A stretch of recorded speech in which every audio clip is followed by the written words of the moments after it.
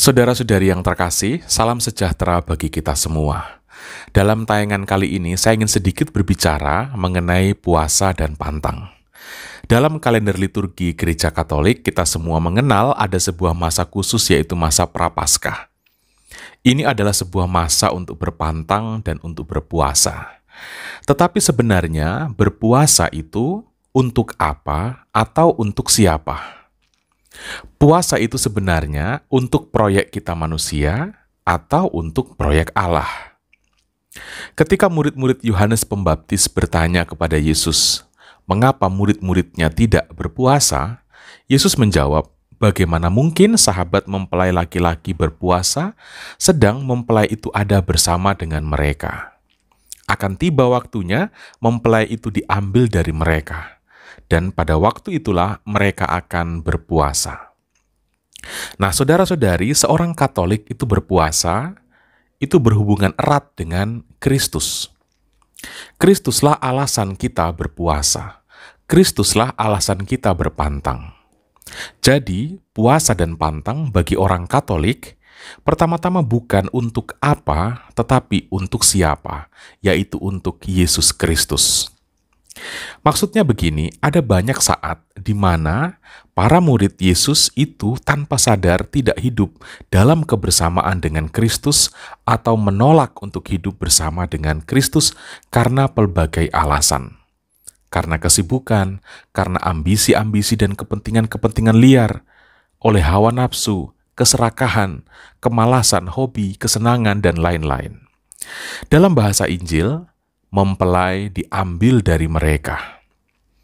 Sebab sukacita sejati itu sukacita yang dialami dalam kebersamaan dengan Kristus. Sebuah sukacita yang dialami di luar kebersamaan dengan Kristus sesungguhnya adalah sebuah sukacita yang palsu. Menyadari hal inilah, maka kita sebagai murid-murid Yesus, sebagai orang Katolik itu perlu untuk berpuasa. Jadi puasa bagi seorang murid Yesus itu berarti aktivitas membersihkan ruangan batin dari hal-hal yang membuat kebersamaan dengan Yesus Kristus itu terhalangi. Karena itu, puasa bagi seorang murid Yesus bukan sekedar tidak makan atau tidak minum, tetapi juga soal bagaimana mengendalikan pikiran, mengendalikan perkataan, dan mengendalikan perbuatan.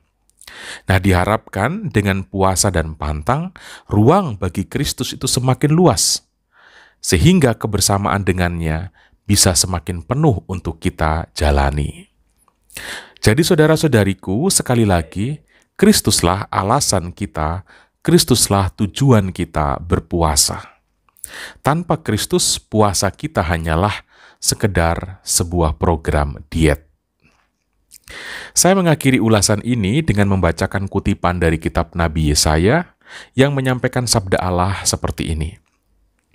Berpuasa yang ku kehendaki ialah supaya engkau membuka belenggu-belenggu kelaliman dan melepaskan tali-tali kuk, supaya engkau memerdekakan orang yang teraniaya dan mematahkan setiap kuk, supaya engkau memecah-mecahkan rotimu bagi orang yang lapar dan membawa ke rumahmu orang miskin yang tak punya rumah.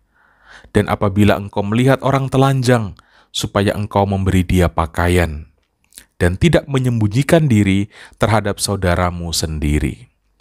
Waktu itulah terangmu akan merekah seperti fajar, dan lukamu akan pulih dengan segera.